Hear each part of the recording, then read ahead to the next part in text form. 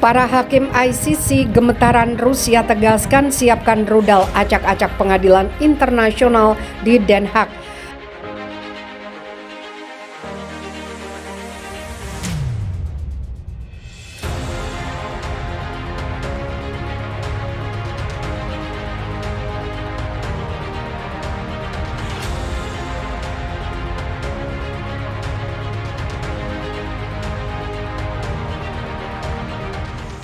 Setelah berani kirim surat penangkapan Putin oleh pengadilan ICC, Rusia marah bukan kepalang. Pasalnya hal itu sama sekali tidak ada urusannya dengan Vladimir Putin dan mereka tidak berhak mencampuri hal itu.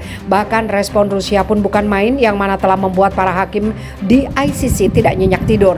Karena dikabarkan jika negeri beruang merah telah menyiapkan rudal khusus untuk menghancurkan markas ICC di Den Haag. Bukan tidak mungkin itu terjadi karena mereka sudah kelewat batas pada Rusia dan menerapkan standar ganda.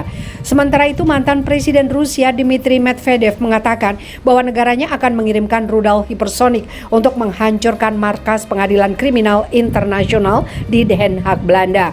Ancaman itu dilontarkan Medvedev usai ICC mengeluarkan perintah menangkap Presiden Vladimir Putin karena dianggap melakukan kejahatan perang di Ukraina. ICC mengeluarkan perintah penangkapan setelah mendapat laporan bahwa Rusia melakukan deportasi anak-anak Ukraina korban perang ke negaranya di luar ketentuan hukum internasional. Para hakim ICC bersemangat dengan sia-sia. Lihatlah, kata mereka, kami berani dan kami mengangkat tangan melawan negara nuklir terbesar tanpa membahayakan kami sendiri. Aduh tuan-tuan, semua orang berjalan di bawah kehendak Tuhan dan rudal, ujar Medvedev dalam channel Telegram seperti dikutip dari The Newsweek. Sangat mungkin untuk membayangkan penggunaan rudal hipersonik Onik yang ditargetkan dari kapal perang Rusia di Laut Utara ke gedung pengadilan Den Haag. Ia menambahkan, Medvedev juga mempertanyakan ICC sebagai badan peradilan yang dianggapnya tidak netral. Pengadilan itu hanya organisasi internasional yang menyedihkan, bukan populasi dari negara-negara NATO. Itu sebabnya mereka tidak akan memulai perang, mereka akan takut, tutur Medvedev. Tidak ada yang akan merasa kasihan pada mereka, jadi para hakim pengadilan lihat baik-baik ke arah langit, ujarnya lagi. Sementara itu, ICC enggan memberikan tanggapan terkait komentar ancaman yang disampaikan Medvedev. Demikian laporan dari Newsweek.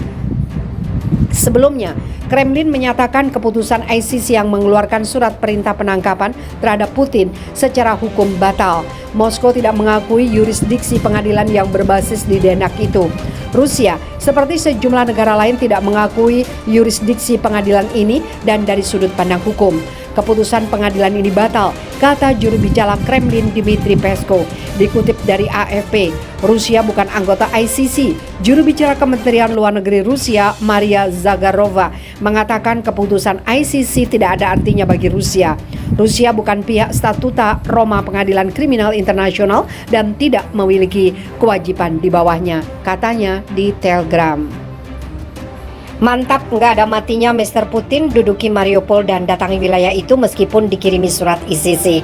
Bebas kemanapun, itulah Presiden Rusia Vladimir Putin yang tidak pernah takut dan tidak ada gentarnya.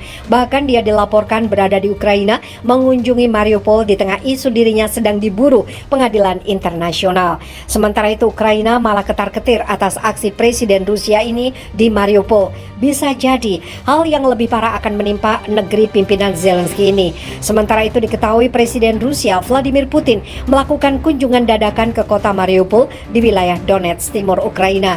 Sebagaimana dilaporkan media Rusia pada hari Minggu, Maret 2023, ini merupakan kunjungan pertamanya ke daerah Ukraina yang diduduki Rusia sejak invasi Februari tahun lalu. Putin dilaporkan mengunjungi sebuah keluarga di rumah baru mereka di area perumahan yang dibina militer Rusia di distrik Nevsky, Mariupol dalam kunjungannya.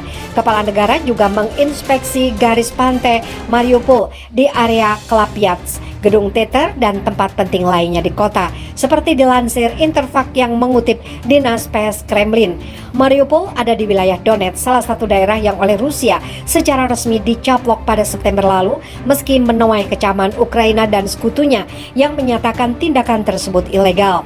Daerah Donetsk, Luhansk, dan sebagian besar daerah industri Donbas di Ukraina diduduki Rusia. Media Rusia mengutip pernyataan Kremlin, menyatakan Putin berangkat ke Mariupol dengan helikopter. Dalam kunjungan itu, Putin mengendarai mobil ke beberapa tempat di kota itu sembari berhenti dan bercakap-cakap dengan warga lokal.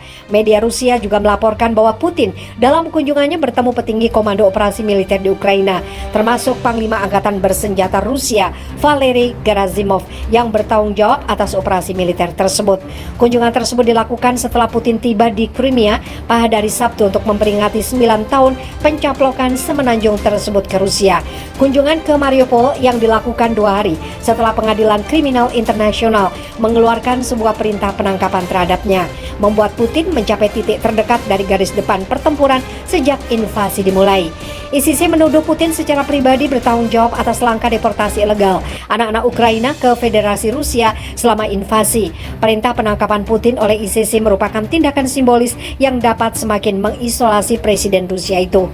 Jatuhnya Mariupol ke tangan Rusia setelah pertempuran panjang dan mematikan adalah kemenangan besar Rusia pertama setelah gagal merebut Kiev pada fase awal perang dan beralih memfokuskan serangan ke bagian tenggara Ukraina.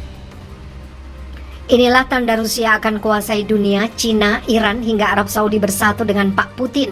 Barat dan Amerika terancam punah. Meskipun tengah diembargo banyak negara Eropa, hal ini tidak membuat susah dan gelisah bagi Rusia. Malah musuh yang mulai keliengan melihat aksi beruang merah yang ternyata kini mendapat bantuan dan makin mempererat hubungan dengan Cina dan Iran di Arab. Hal ini merupakan terobosan paling gila yang terjadi sehingga membuat Amerika Tengah waspada karena diketahui inflasi dan kondisi Amerika dan Eropa makin kritis sehingga mengganggu sedikit saja ke Rusia bisa punah. Sementara itu Rusia bersatu dengan Iran dan Cina di Arab di tengah tekanan Amerika Serikat dan Eropa. Ketiga negara makin erat bekerja sama dalam update terbaru Moskow, Teheran dan Beijing memulai latihan bersama angkatan laut di Laut Arab. Ini dilakukan sejak 15 Maret. Latihan bersama disebut Sabuk Keamanan Laut 2023 telah dimulai di sekitar pelabuhan Chabahar, Iran, kata Kementerian Pertahanan Rusia dikutip AFP. Rusia akan diwakili oleh fregat Laksamana Gorskov dan sebuah kapal tanker berukuran sedang, tambah kementerian tersebut. Selama latihan Angkatan Laut, kapal akan melakukan manuver bersama. Kapal-kapal militer juga akan melakukan tembakan artileri di siang dan malam hari.